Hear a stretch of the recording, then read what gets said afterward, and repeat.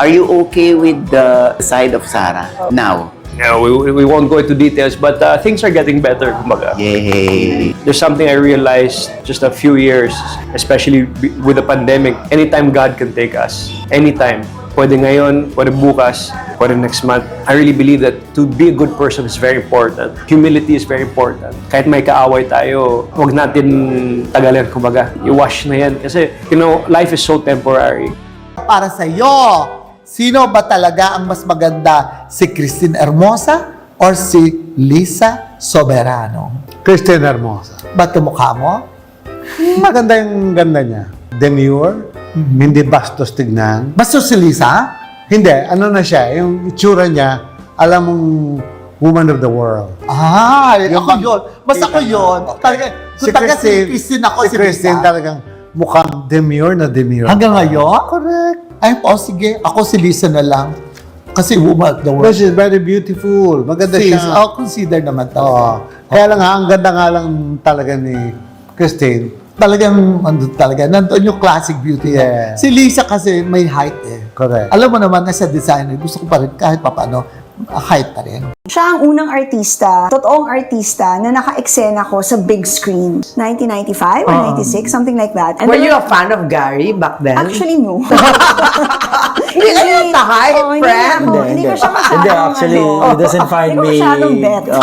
Because, di ba ang itsura niya sa screen or sa TV, medyo matapang eh. But then when I But saw looks are him- deceiving. Yeah, when I saw him in person, actually, that day. Nagka-crush ka na? Hindi, nagwapuhan ako sa kanya. Oh. My mom was there. Alam mo, di ba, parating kasama ko mami ko. So, sinabi ko sa mami, gwapo pala siya. May itsura pala siya. Meaning, iba yung itsura niya talaga in person.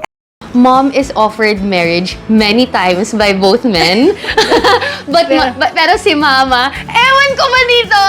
Hindi ko din alam. So let's start first. With Jigo, Oh my he offered God. marriage, nag-no ka.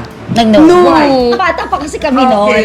So medyo mamas boy siya, papas boy siya. Hindi lang mamas boy, papas boy din. Yung alam mo yun, hindi ako ready. What about your Japanese partner? Maraming beses yun, Miss Karen, OMG. Pero kasi, kasi ang kasi ang gusto niya is doon na kami sa Japan pag nagpakasal kami. So hindi ako ready. So sinabi ko sa kanya yon. Ako, nasaktan ako kay Alvin para sa asawa ko. Doon sa sinabi niya na hinahayaan nyo ang mga asawa. Mabait nyo bang matatawag yan? Yung asawa mo, ingatan mo. Hindi mo hayaan magsuot ng mga damit na para pagnasahan ng mga lalaki. Doon po ako nasaktan. Dancer po ako eh. Passion ko po yun. Yun po yung gift ni Lord sa akin pagsasayaw. Well, yung sa mga suot po namin, concept po yun eh. Mahirap naman po eh. Ang concept ko eh parang Wonder Woman eh pero nakasaya ko. Parang teleserye yan eh. Kung ano yung istorya, ito yung ibibigay natin. Pang araw-araw naman po, hindi naman po ganun ang suot ko. As a performer, doon nyo lang po ako makikita magsuot ng ganun. Kayo rin bumibili daw ng mga maleta, Yes, tsaka yes. ng mga box, tsaka ng mga Yes, brown ma'am. bags, Paper bag, brown bag, expandable yes. envelopes. Bawat delivery, iwan yun ay maleta doon. So, bili kayo ng bili, ganun ba yun? Yes, ma'am. So, para naubos yung mga maleta dahil sa inyo? Yes. Okay.